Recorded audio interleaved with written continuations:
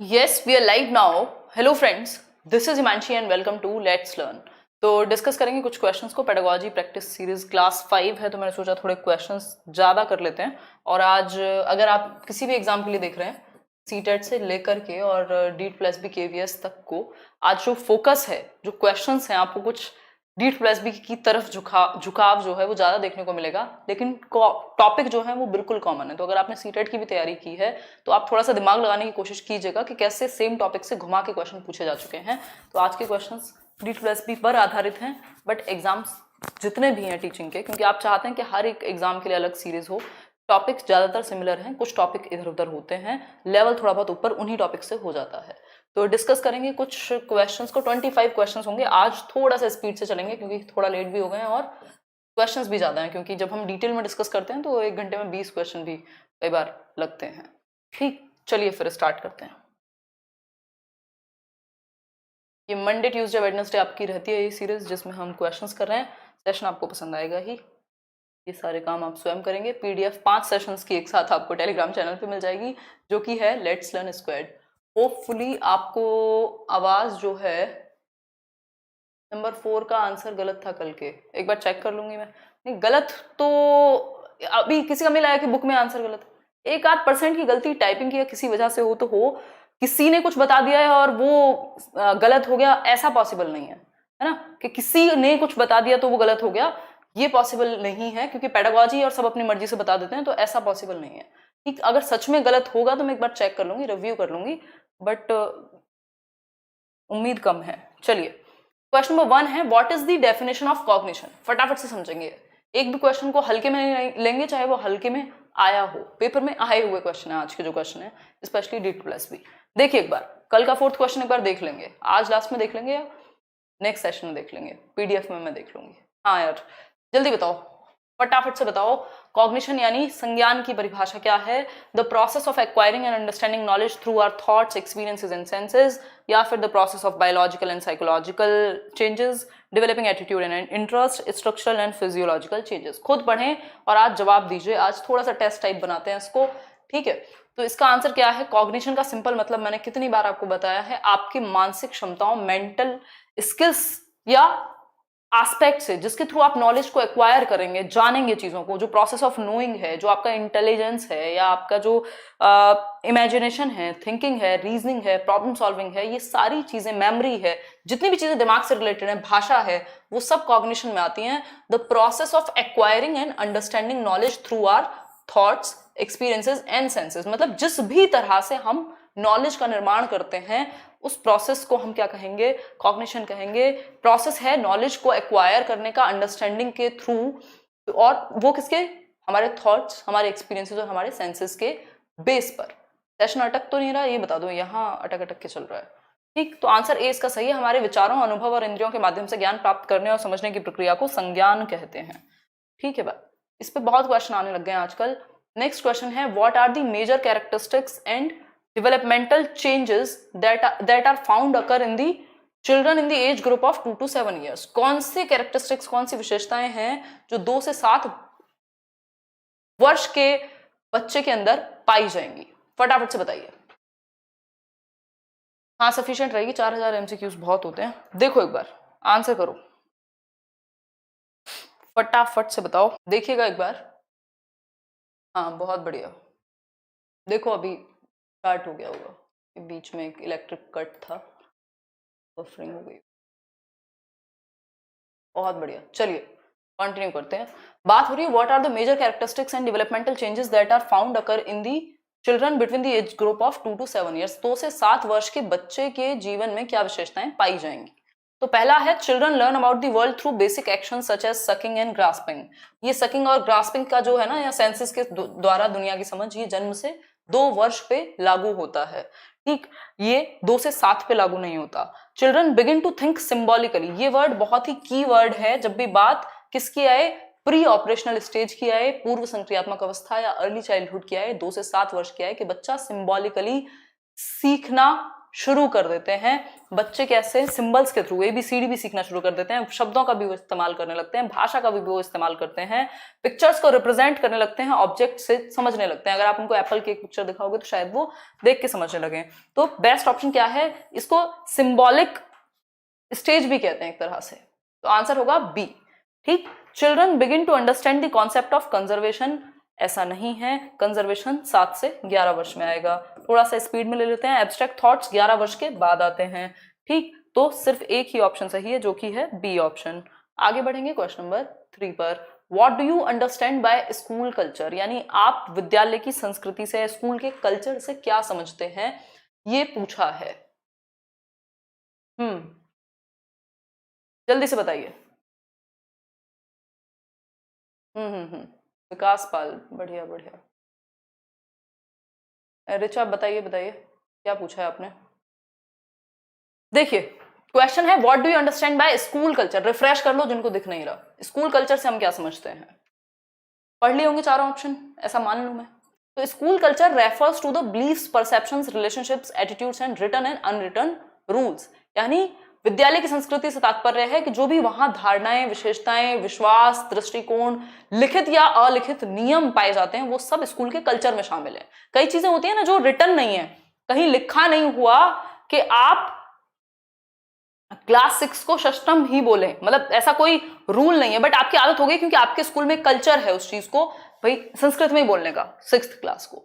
Basically culture जो है उसमें आपके जो बिलीफ्स हैं, जिन बिलीफ्स पे वो स्कूल, वो एक सोसाइटी या समाज काम करता है, वो उसके कल्चर में आ जाएंगे।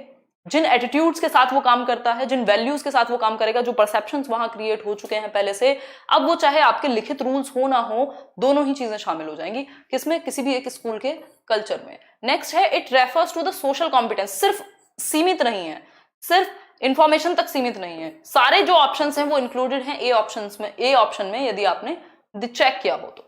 आगे बढ़ेंगे नेक्स्ट क्वेश्चन पर। क्वेश्चन नंबर 4 देखिए, what does cognitive domain involve, यानी संज्ञानात्मक पक्ष में क्या शामिल है। कॉग्निटिव डोमेन अपने अंदर क्या समाहित करता है। संज्ञान मतलब आपके दिमाग से रिलेटेड चीजें, दिमाग से रिलेटेड कहाँ है, यहां भी फिजिकल, यहां भी फिजिकल, यहां इमोशनल एस्पेक्ट है। दिमाग से रिलेटेड सिर्फ और सिर्फ मेंटल स्किल्स हैं, यानी मानसिक क्षमताएं, चाहे वो सोचना हो, तर्क करना हो, मेमोरी हो, नजरिया हो, परसेप्शन जिसको हम कहते हैं, जो हमारे सेंसेस से, जो हमारे सेंसेस हैं उनसे इंफॉर्मेशन दिमाग तक पहुंचती है और हम उससे एक परसेप्शन क्रिएट करते हैं। ठीक है, तो मेंटल स्किल्स से रिलेटेड है कॉग्निटिव एस्पेक्ट। कॉग्निटिव डेवलपमेंट पे ही पियाजे ने थ्योरी दी है, यानी बच्चे के मानसिक या उसके संज्ञान का कैसे विकास होता है, वो कैसे नॉलेज को बिल्ड करता है, ये थ्योरी पियाजे ने दी है। ठीक, तो कॉग्निटिव डेवलपमेंट का सिद्धांत पियाजे का है, जो कि बहुत फेमस है। बाकी लोगों ने भी कॉग्निशन पे बात की है, बट सबसे ज्यादा कॉग्निटिव डेवलपमेंट में जो इंपॉर्टेंस है वो पियाजे को दी जाती है। उन्होंने 4 स्टेजेस दी हैं। सेकेंडरी सोशलाइजेशन का मतलब क्या है, यानी एक होता है प्राथमिक सोशलाइजेशन या सामाजिकरण, दूसरा होता है गौड़।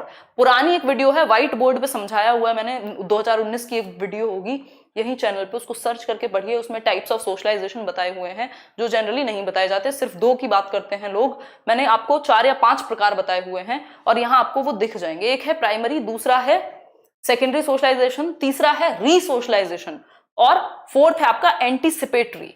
तो उस केस में आपकी क्लैरिटी आ जाएगी। लिटा के देखो फोन को जिन्हें क्वेश्चन नहीं दिख रहा। It refers to the growing child who learns very important lesson in social conduct from his peers. अच्छा, it refers to the process of discarding former behavior patterns and accepting new ones as a part of transition in one's life. Discard करना पुराने patterns को, मतलब जो पहले सीखा था उसको भुला करके कुछ नया, इसको रीसोशलाइजेशन कहते हैं, पुनः सामाजिकरण कहते हैं। तो ये तो होगा नहीं क्योंकि रीसोशलाइजेशन की बात हो रही है यहाँ, तो कि जो पहले आता था उसको भुलाया और नया सीखा। वो शादी वाला एग्जांपल मैंने आपको दिया था, अनुष्का शर्मा वाला एग्जांपल दिया था।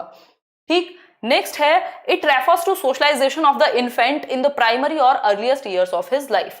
जो सबसे शुरुआती सालों में, जो सबसे पहले सालों में जो प्राइमरी जिसको हम कह रहे हैं, जिसमें वर्ड ही आ गया, उसको कहते हैं प्राइमरी सोशलाइजेशन, जो सबसे पहले घर में होगा। ठीक, तो ये हो गया प्राइमरी सोशलाइजेशन, तो ये भी हट गया।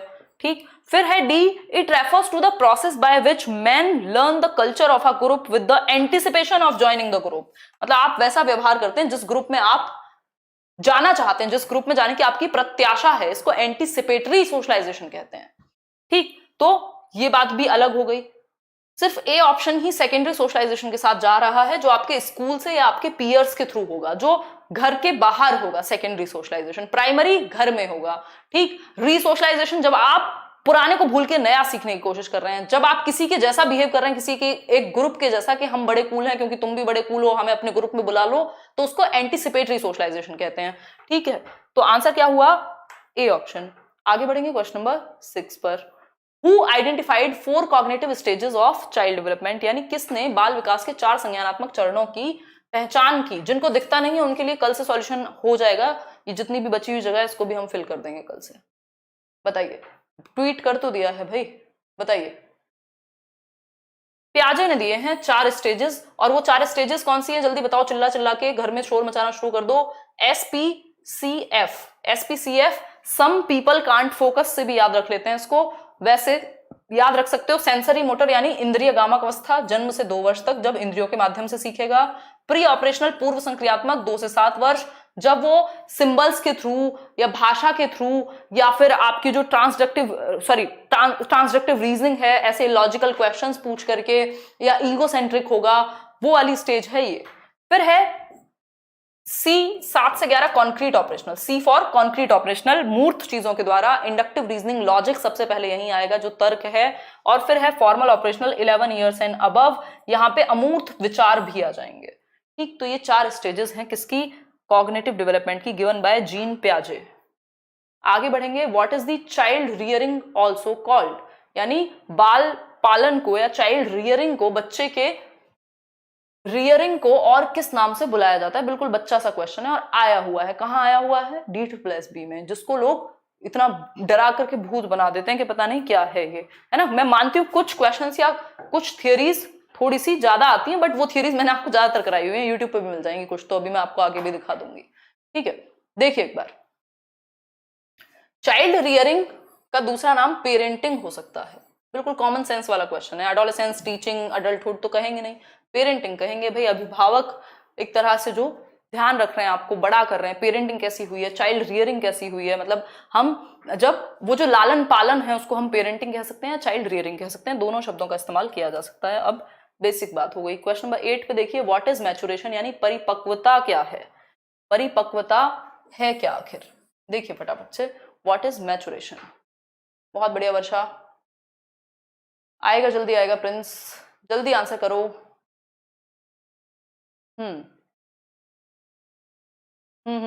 ग्रेट। देखिए इतनी गर्मी है ना, 42 डिग्री सेल्सियस तक जा रहा है आजकल टेम्परेचर, बस पानी पीने पे और इसी चीज पे फोकस है।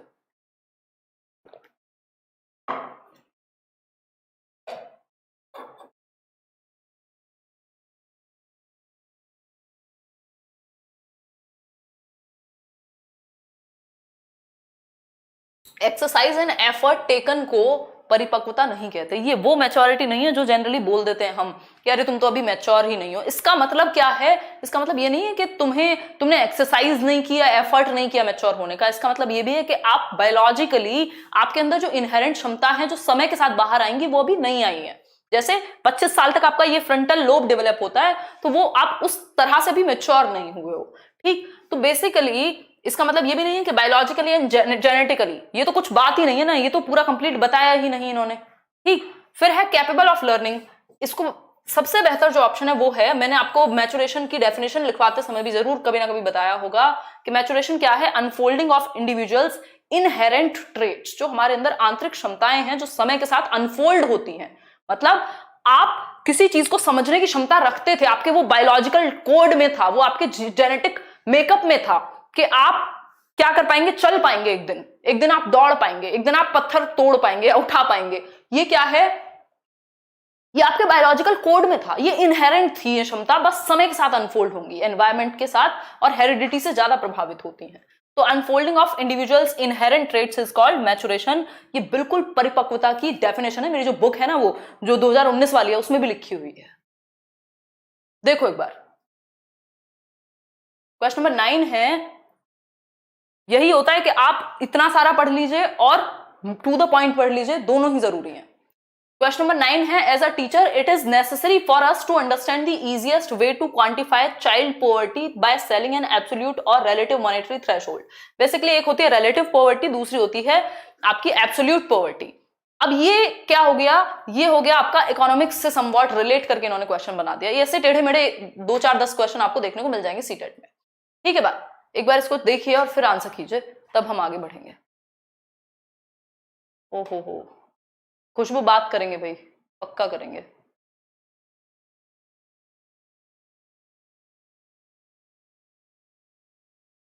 राहुल गौतम, ये पब्लिशर्स के ऊपर होता है कि ये लोग ग्रेड कहाँ कैसे डालें। मैं एक बार इनसे बात भी कर लूंगी कि ऐसा क्यों है, क्योंकि कहीं महंगी है कहीं सस्ती है। ये थियोरी वाली नहीं है, ये एमसीक्यू वाली बुक है, थियोरी वाली अलग है। देखिए अगर हम बात करें इसकी, तो एक होती है रिलेटिव पॉवर्टी। रिलेटिव में होता है कि बाकी लोगों का क्या एक इनकम है और उसमें से फिर जो मीडियन 50% से कम है या नहीं है। जो एब्सोल्यूट पॉवर्टी है कि आपको खाने के लिए भी नहीं है चीजें। तो रिलेटिव की अगर हम बात करें तो ये एक थ्रेशहोल्ड है, is developed with reference to the actual income of the population and reflects changes in consumption। कितनी एक्चुअल इनकम है और कंजम्पशन कितना है। फिर है is adjusted for family size, नहीं फैमिली साइज के लिए एडजस्टेड नहीं होता, फिक्स्ड भी नहीं है, ये डिपेंड करता है पॉपुलेशन की कितनी इनकम है उसके बेसिस पे डिवाइड किया जाएगा। यूएस डॉलर की बात ही नहीं है। तो ये थोड़ा सा हटके क्वेश्चन था जो आपकी जनरल नॉलेज या कई बार एक कॉमन सेंस से भी ठीक होता है। इसको आप प्रोडिक्ट नहीं कर सकते, इसके लिए आप पूरा इकोनॉमिक्स नहीं पढ़ के जा सकते। ये दोनों मैंने आपको बता दिए हैं कि जो एब्सोल्यूट पॉवर्टी है वो किसी चेंज नहीं होती। एब्सोल्यूट पॉवर्टी मतलब खाने पीने को भी नहीं है आपके पास। रिलेटिव पॉवर्टी है कि क्राइटेरिया होगा जिसके बेसिस पे रिलेटिवली आप पुअर है या नहीं है वो जताया जाएगा। जैसे कुछ टाइम पहले आया था ना कि जो 25 रुपए कमा पा रहा है वो भी पुअर नहीं है, 30 रुपए पता नहीं समथिंग लाइक दैट, तो वो रिलेटिव था। How do we have cultural diversity, यानी हमारे पास सांस्कृतिक विविधता कैसे हो। देखिए एक बार सांस्कृतिक विविधता कैसे हो, by varying background respond and develop themselves differently by behaving differently। it is the result of geographical location, religious beliefs and lifestyle, या by virtue of economic knowledge and decision making in financial matters। Cultural diversity मतलब सांस्कृतिक विविधता। सांस्कृतिक विविधता में क्या है, सांस्कृतिक विविधता में आपकी ज्योग्राफिकल लोकेशन, जैसे जैसे आप जगह पे जाओगे, आप तमिलनाडु जाओगे वहां एक अलग तरह से है ना। तो हमारे यहाँ जो कल्चरल डाइवर्सिटी है वो जगह के बेसिस पे, ज्योग्राफिकल लोकेशन के बेसिस पे, नॉर्थ इंडिया में कुछ है, साउथ में कुछ है, ईस्ट में कुछ है ना। रिलीजियस बिलीफ्स लोगों के अलग अलग हैं, तो अलग अलग तरह से कपड़े भी पहनते हैं, अलग अलग चीजों में विश्वास रखते हैं, भाषा में उनके अंतर है और लाइफस्टाइल। तो इसके बेसिस पे कल्चरल डाइवर्सिटी हमारे अंदर है, विविधता है, अंतर है। किसमें, हमारी संस्कृति में जो विविधता बनती है वो इन्हीं डिफरेंसेस की वजह से बनती है कि हम सब अलग अलग अंतर रखते हैं अपने अंदर। क्वेश्चन नंबर 11 देखिए, what is the explanation George Herbert Mead gave for socialization. ये थियोरी हमने इतने साल पहले की हुई है, अब तो लेटेस्ट बैचेस में मैं भी डिस्कस नहीं कराती, पहले मैं सीटेट के लिए भी इसको डिस्कस कराती थी क्योंकि पूछता नहीं है सीटेट, बट अच्छी थियोरी है। जॉर्ज हर्बर्ट मीड की सोशलाइजेशन की, वैसे तो ये सोशियोलॉजी से रिलेटेड व्यक्ति हैं, तो हर्बर्ट मीड ने सोशलाइजेशन के बारे में क्या कहा है ये भी कभी सर्च करके पढ़ लीजिएगा, आपको लेट्स लर्न पे मिल जाएगी। जॉर्ज हर्बर्ट मीड ने सोशलाइजेशन के बारे में क्या कहा है ये देखिए फटाफट से। पहला है, ही believed that an individual social experience was a primary determinant of individual identity. आज के क्वेश्चन थोड़े भारी भी लग सकते हैं किसी किसी को, फटाफट से पढ़ के आंसर करो एक बार।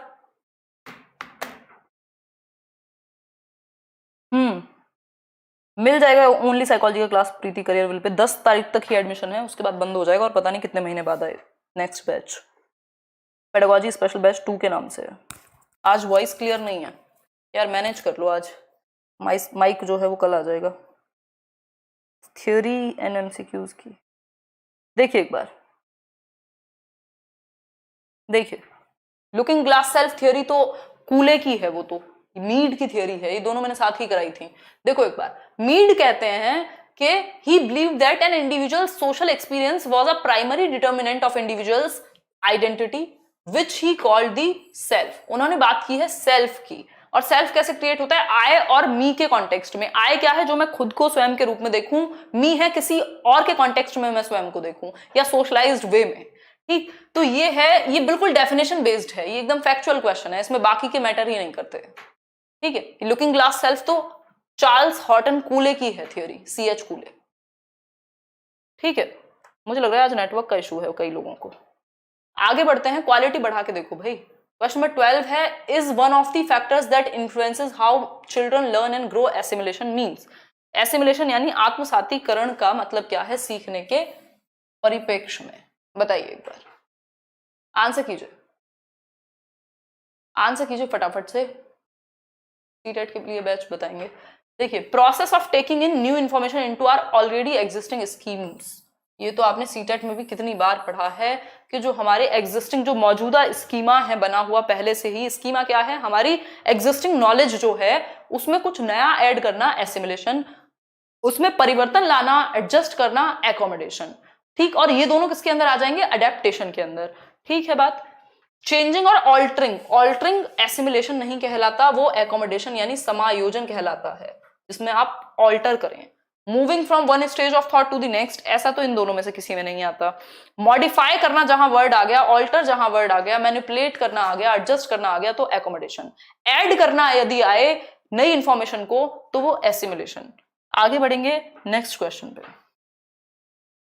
क्वेश्चन नंबर 13 देखिए, which psychologist gave the 3 domains of learning. बताओ, ऐसे ऐसे क्वेश्चन आए हैं DT+B में, किस साइकोलॉजिस्ट ने 3 डोमेन की बात की है लर्निंग के विषय में। 3 डोमेन्स ऑफ लर्निंग, सीखने के 3 पक्ष दिए हैं। CAP कैप मैं आपको कई बार याद करा भी चुकी हूँ, CAP कैप से याद रखना है, ये याद आया भी होगा आपको। कॉग्निटिव, अफेक्टिव और साइकोमोटर। कॉग्निटिव मतलब दिमाग से रिलेटेड, अफेक्टिव मतलब हार्ट से रिलेटेड जिसको हम इमोशंस कह रहे हैं, साइकोमोटर मतलब हैंड से रिलेटेड यानी एक्टिविटी करने से रिलेटेड, फिजिकल एस्पेक्ट से रिलेटेड। तो बेंजामिन ब्लूम और उनके एसोसिएट्स ने मिलके ब्लूम्स टेक्सोनॉमी यानी कि ब्लूम के सीखने का वर्गीकरण दिया, जिसमें 3 एस्पेक्ट से, 3 पक्षों से जोड़ा गया लर्निंग को, कि एक तो आप दिमाग से जोड़ दीजिए, दिल से जोड़ दीजिए और फिजिकल एक्टिविटी से जोड़ दीजिए, लर्निंग हो जाएगी फॉरएवर, ठीक है। कॉग्निटिव एस्पेक्ट में 6 चीजें हैं, इन दोनों में 5-5 चीजें हैं। आगे बढ़ेंगे, व्हाट डज डेवलपमेंट इंप्लाई, यानी विकास का अर्थ क्या है, विकास क्या का अर्थ क्या है, व्हाट डज डेवलपमेंट इंप्लाई। देखिए एक बार, unfolding of individual's inherent traits, qualitative changes, quantitative changes, increase in height, weight and length, ये आपको पता है ग्रोथ कहलाता है, increase in height, weight and length. Quantity में चेंज भी वृद्धि कहलाती है, ठीक। Unfolding of individual's inherent traits maturation कहलाते हैं। अगर इतनी क्लैरिटी आपको होगी तो कैसे क्वेश्चन गलत होगा, है, ये तो आपने टिप्स पे ही बता दिया। ये सिर्फ और सिर्फ आंसर क्या बचा, क्वालिटेटिव चेंजेस यानी गुणात्मक परिवर्तन। मेरी समझ में कितना अंतर आया पिछले 2 साल में, ये डेवलपमेंट है। मेरी हाइट कितनी बढ़ी, ये ग्रोथ है, ठीक है बात।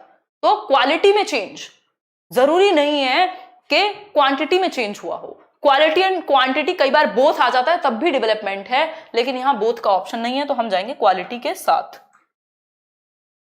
क्वेश्चन नंबर 15 देखिए, what is the meaning of following expression learning is product of environment. यानी एक स्टेटमेंट दिया गया है कि जो लर्निंग है, जो सीखना है, जो अधिगम है, वो किसका प्रोडक्ट है, किसका उत्पाद है, तो रिजल्ट है वो एनवायरमेंट का, ऐसा कह रहा है कोई। इसमें से सही बात क्या होगी यदि इस स्टेटमेंट के अकॉर्डिंग जाए। हाँ, कल मैं सीटेट के बारे में डिस्कस करूंगी बिल्कुल, कि आप तैयारी कैसे कर सकते हैं इस टाइम पे सेल्फ स्टडी से, है ना। सेशन पसंद आ रहा हो तो लाइक शेयर कर दीजिएगा और आंसर करने का कीजिए प्रयास। हाँ देखिए, अगर हम बात करें learning is product of environment, यानी एनवायरमेंट से लर्निंग होती है, इसका मतलब है learning is through the modification and remodification by the objects and individuals in the environment. मतलब एनवायरमेंट से लर्निंग होती है का इसका सिंपल मतलब हुआ कि लर्निंग मॉडिफिकेशन, किसी व्यवहार को मॉडिफाई करके, परिवर्तित करके, फिर से रीमॉडिफाई करके, यदि एक बार में नहीं हुआ तो या ठीक नहीं हुआ तो किसके द्वारा, जो आपके एनवायरनमेंट में लोग हैं और ऑब्जेक्ट्स हैं उनको मॉडिफाई करना, रीमॉडिफाई करना करके लर्निंग होती है। ये बात तो सही है, ठीक। Learning is the modification of behaviour, लेकिन इसमें एनवायरनमेंट की बात तो हुई नहीं, तो एनवायरनमेंट के बारे में जब जोड़ करके लर्निंग की बात होगी तो ज्यादा अप्रोप्रिएट होगा। भाई क्वेश्चन ने पूछा क्या है उसी के हिसाब से तो जवाब देंगे, नहीं तो चारों ऑप्शन सही होते हैं, क्या दिक्कत है चारों में, ठीक। फिर है learning is a process that happens through both physical and mental development of the learner. ये बात सही है, लेकिन बात हो रही है एनवायरमेंट से कैसे रिलेटेड है। पूछा कुछ है, हम बताएंगे कुछ, उससे तो गलती होनी ही है, ठीक। बैकग्राउंड चेंज कर दो, क्यों दिक्कत हो रही है कुछ देखने में। अभी यहाँ पे कुछ काम होना है, वो ब्लैक में फिर पीछे का कैमरा दिखता है, इसलिए उसको करा दूंगी मैं, अभी कुछ टाइम बाद काम हो जाएगा तब करेंगे ब्लैक। लर्निंग, आप ही लोगों की शिकायत आ रही थी। Learning is a process that happens through experiences, अनुभव, ठीक है। लेकिन इसमें सिर्फ एनवायरमेंट नहीं है ना, अनुभव में आपकी इंटरप्रिटेशन भी है। तो A option is the right one. यहां आगे बढ़ेंगे क्वेश्चन नंबर 16 पे। Which category does this specification belongs to? एक स्पेसिफिकेशन है बिल्ड्स अ स्ट्रक्चर और pattern from diverse elements.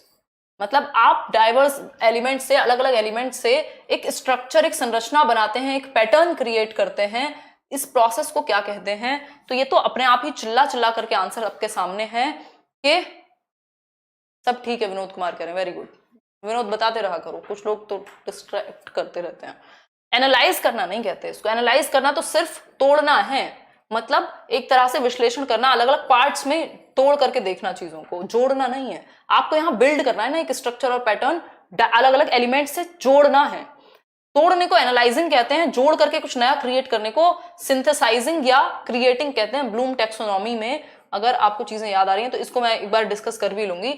Creating कहते हैं कुछ नया बनाना, एक नया पैटर्न क्रिएट करना, एक नई संरचना बनाना चीजों को, ये पार्ट से या एलिमेंट्स से। ठीक, रिमेंबरिंग और इवैल्यूएशन यहां हो नहीं सकता। तो ये कॉग्निटिव एस्पेक्ट के डोमेन, मतलब डोमेन में आते हैं ये जो चीजें हैं। क्वेश्चन नंबर 17 देखिए, what does this phrase mean? एक फ्रेज है socialization is a continuous process. मतलब पूछ रहे हैं कि भाई सामाजिकरण जो है ना एक सतत प्रक्रिया है, इसका मतलब क्या है? मतलब जो आपने सीटेट में पढ़ लिया, जो चीजें आपको पता थी, सेम टॉपिक से घुमा के क्वेश्चन पूछा कि आपकी समझ कितनी गहरी है उस क्वेश्चन की, है ना, उस टॉपिक की। के बहुत पढ़ लिया आपने सीटेट में, सामाजिकरण एक सतत प्रक्रिया है, socialization is a continuous process, is a life long process, but इसका मतलब तो बता दो। अब जब हम 4 ऑप्शन दे रहे हैं तो अब 4 ऑप्शन आएंगे तो आप कंफ्यूज होने की स्थिति में आ सकते हैं। ठीक है, तो देखिए एक बार, society intends to control the behaviour of its members unconsciously. यानी समाज जो है वो अपने जो मेंबर्स हैं, जो सिटीजन्स हैं, उनके व्यवहार को अनकॉन्शियसली परिवर्तित करता है। बात बिल्कुल सही है, लेकिन क्वेश्चन ने पूछा कुछ है और हम बता रहे हैं कुछ कि पूरी रामायण खत्म हो गई और फिर पूछ रहे हैं कि क्या राम कौन थे, सीता कौन थी, है ना, वो पता होगा आपको एग्जाम्पल। ठीक, फिर है members of a society transmit its culture to the next generation and the society continues to exist. ये थोड़ी बात समझ में आ रही है कि एक मेंबर जो है सोसाइटी के, जो समाज के सदस्य हैं, वो अपनी अगली पीढ़ी तक क्या करते हैं, ट्रांसमिट करते हैं अपने कल्चर को, अपनी जो भी उनकी सभ्यता है उसको, और इस तरह से इस कॉन्टिन्यूटी में जनरेशन टू जनरेशन सामाजिकरण की प्रक्रिया चलती रहती है। इसका मतलब समझ में आ रहा है कि भाई socialization is a continuous process. फिर भी बाकी के 2 ऑप्शन को चेक करेंगे। It refers to the knowledge और स्किल एक्वायर्ड बाय इंस्ट्रक्शन और स्टडी। यानी पढ़ाने से जो नॉलेज मिली है उसको कहा है? नहीं, यहां समाज की बात हो रही थी। Children learn their language, customs, norms and values in the family. ये बात सही है, लेकिन बात हो रही कॉन्टिन्यूअस कैसे होगा? तो कॉन्टिन्यूअस के टर्म में सबसे बेहतर ऑप्शन बी है कि जो मेंबर्स हैं सोसाइटी के, वो ट्रांसमिट करते हैं, वो आगे ट्रांसफर करते हैं अपनी नेक्स्ट पीढ़ियों को, नेक्स्ट जनरेशन को, जो भी नॉलेज, जो भी बिलीफ्स, जो भी एटीट्यूड, जो भी नॉर्म्स उन्होंने सीखे हैं, तो वो एक पीढ़ी से दूसरी पीढ़ी, दूसरी पीढ़ी से तीसरी पीढ़ी, यानी सामाजिकरण की प्रक्रिया हमेशा चलती रहती है। ठीक, और लाइफ लॉन्ग भी चलती है। एक इंडिविजुअल में वो कैसे चलती है? आप कुछ ना कुछ नई नॉर्म्स, वैल्यूज सीखते ही रहते हैं।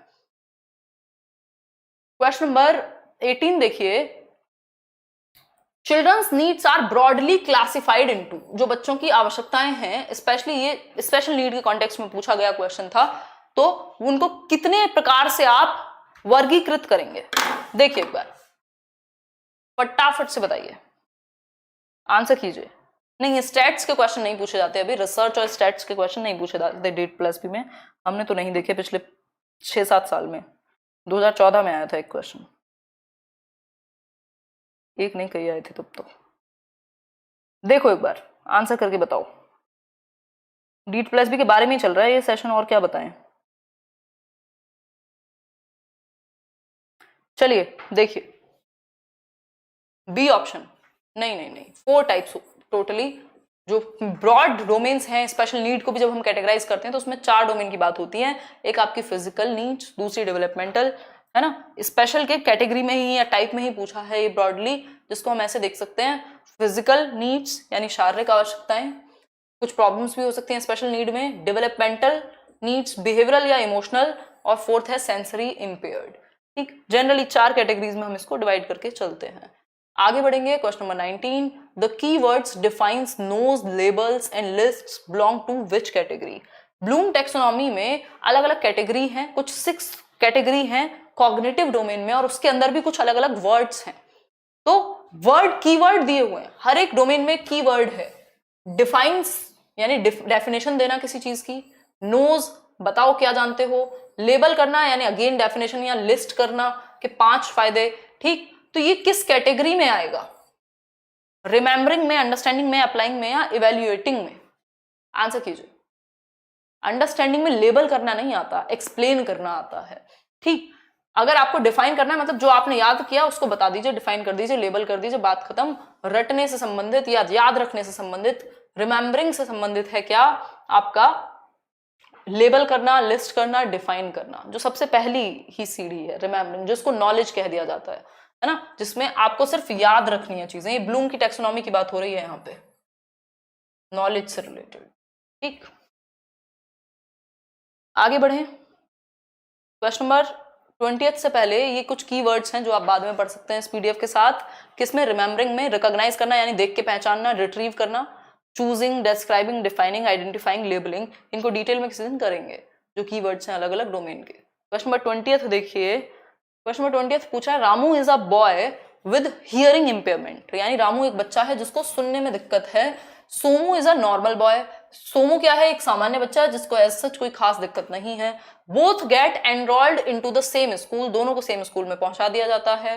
What do you call such type of schools, ऐसे स्कूल्स को आप क्या नाम देंगे? बताइए फटाफट से। आसान सा क्वेश्चन है, तो बच्चा क्वेश्चन है एकदम।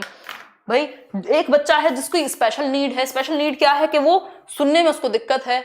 दूसरा बच्चा है जिसको स्पेशल नीड ना होकर के वो नॉर्मल बच्चा है।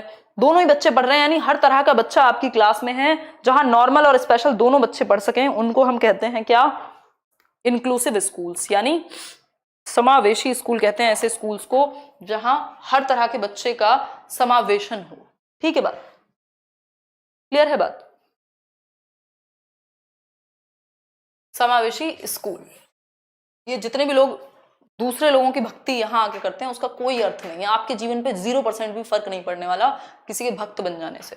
ठीक, इंक्लूसिव स्कूल्स यानी schools for all, education for all की बात होती है, यानी सभी के लिए एक ही स्कूल में शिक्षा, चाहे आप बच्चे नॉर्मल हों चाहे आप स्पेशल हों।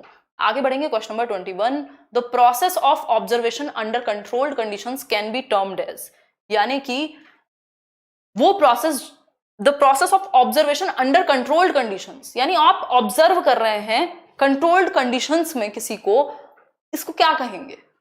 एंथ्रोग्राफी कहेंगे, एक्सपेरिमेंटेशन कहेंगे, सर्वे कहेंगे, इंटरव्यूज कहेंगे?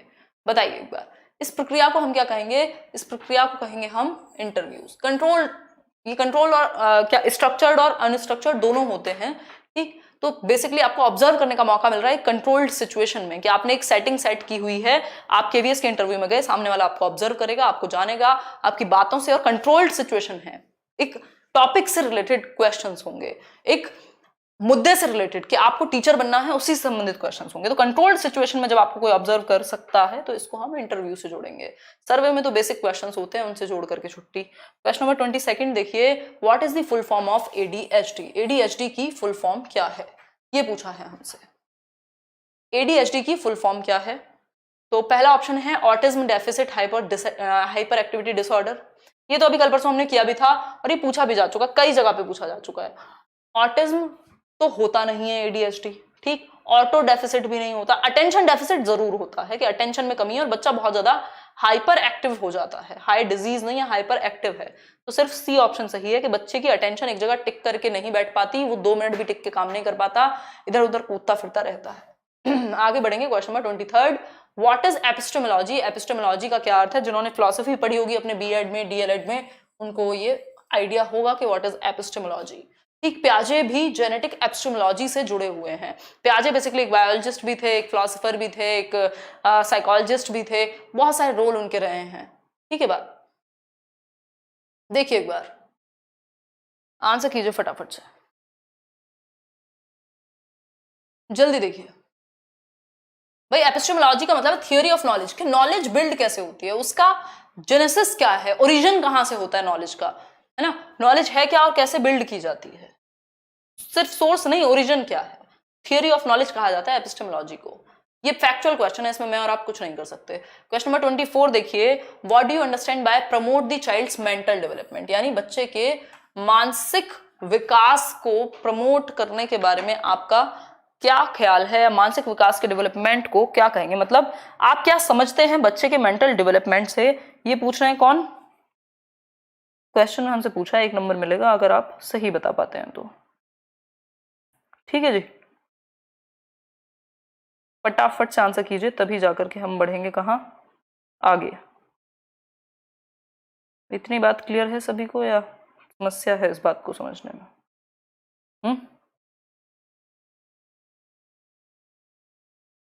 चलिए देखिए, अगर हम बात करें तो हम कह सकते हैं interaction with in the community at health clinics at school. नहीं नहीं नहीं नहीं नहीं, मेंटल डेवलपमेंट मतलब बच्चे को अपने मानसिक विकास की वृद्धि का मौका मिले। प्रोवाइडिंग इमोशनल सिक्योरिटी, सोशलाइजेशन, मानसिक की तो बात ही नहीं हो रही। Keeping the child safe and free from harm, providing shelter and clothing, preventing and attending to illness. हाँ बिल्कुल कह सकते हैं कि अगर हम ये सारी चीज करें तो बच्चे का जो मानसिक विकास है वो प्रमोट होगा, वो उसका जो मेंटल डेवलपमेंट नॉर्मल पेस पे होना था वो हो पाएगा। क्यों हो पाएगा? क्योंकि आपने उसको प्रॉपर क्या किया? Safe and free from harm, उसको हार्म से दूर रखा है, उसको अब्यूज से दूर रखा है, उसको माल न्यूट्रिशन से दूर रखा है, उसको और ऐसी स्थिति नहीं आई कि वो भूखा रहे या उसको सोने को घर नहीं है, खाने को खाना नहीं है, पहनने को कपड़े नहीं है। इस तरह की चीजों से जब आपने दूर रखा है, यानी एक नॉर्मल एक हेल्थी एनवायरमेंट में यदि आप रखेंगे तो बच्चे का मेंटल डेवलपमेंट प्रमोट होगा। इसका मतलब ये है, घुमा के पूछा है थोड़ा, ठीक। इन सबसे बेटर है क्योंकि इसमें सारी चीजें आ गई, इसमें ये प्ले भी आ गया, क्योंकि एक हेल्दी माहौल का मतलब क्या है? जहां उसको बीमारियां नहीं लग रही तो ऑब्वियसली उसका जो दिमाग डेवलप होगा वो ठीक पेस पे डेवलप होगा। क्वेश्चन नंबर 25 है, लास्ट क्वेश्चन आज के लिए। What does एडुकेटम mean? एडुकेटम का मतलब क्या है ना? कई वर्ड्स हैं, एडुसियर है, एडुकेयर है, एडुकेटम है। वैसे तो इसको प्रोसेस ऑफ टीचिंग या कहा जाता है। इन 4 ऑप्शंस में से इसका मतलब क्या है? आपस में ये जुड़े हुए हैं, इनका आपस में मीनिंग सेम ही है ऑलमोस्ट। जल्दी बताइए जल्दी। कह सकते हैं इसका मतलब है टू ग्रो, यानी व्हाट डज एजुकेटम मीन्स, यानी ग्रो, टू ग्रो। ये फैक्चुअल है, इसमें मैं और आप क्या ही करेंगे। तो ये कुछ 25 क्वेश्चंस थे। एक और छोटी सी इंफॉर्मेशन, ये जब मैंने आपको D+B PRT की बुक्स के बारे में डिस्कशन किया था, इसमें TGT PGT भी है, जो किरण पब्लिकेशन जिसके अंडर मेरी भी बुक आती है, इनका एक PRT के प्रीवियस पेपर है। मतलब इसमें 2013 से 19 तक का हिंदी और इंग्लिश दोनों में पेपर्स अवेलेबल हैं, और कुछ 6 प्रैक्टिस सेट्स भी हैं, मतलब 200-200 नंबर के 6 प्रैक्टिस सेट भी हैं, और कुछ प्रीवियस ईयर हैं 2013 से 19 तक, जिसमें एक सेट 2013 का, 14 का, 15 का, 16 का, इस तरीके से, ठीक, 19 तक, और 6 प्रैक्टिस पेपर्स हैं।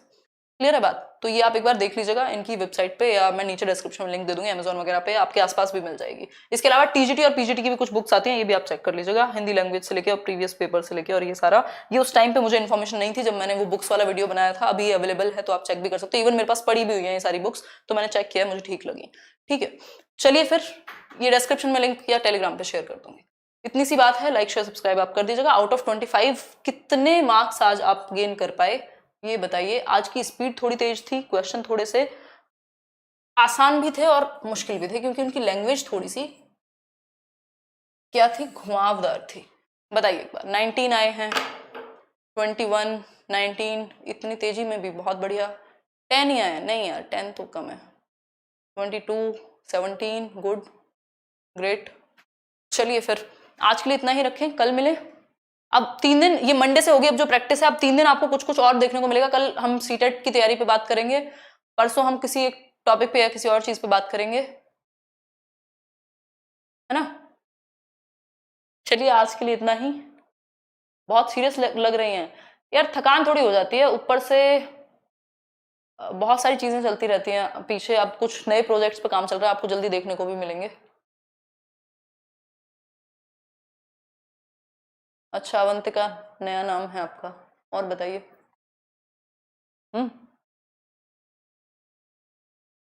चलिए फिर आज के लिए इतना ही रखें।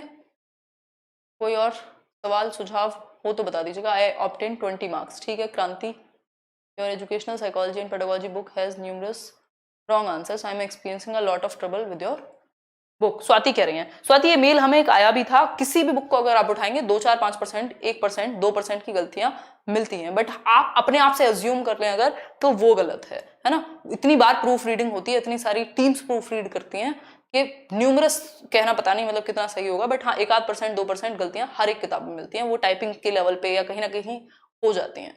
ठीक है, तो यही इतनी सी बात है। और फिर भी अगर कोई बात हो तो आप फीडबैक भेज सकते हैं पर्टिकुलर क्वेश्चन को लेके, तब तो हम आपको रिप्लाई कर पाएंगे, है ना। चलिए फिर ध्यान रखिए अपना, कोई और बात हो तो बता दीजिएगा। पीडीएफ में आज तो नहीं, कल शेयर करूंगी 5 की 5।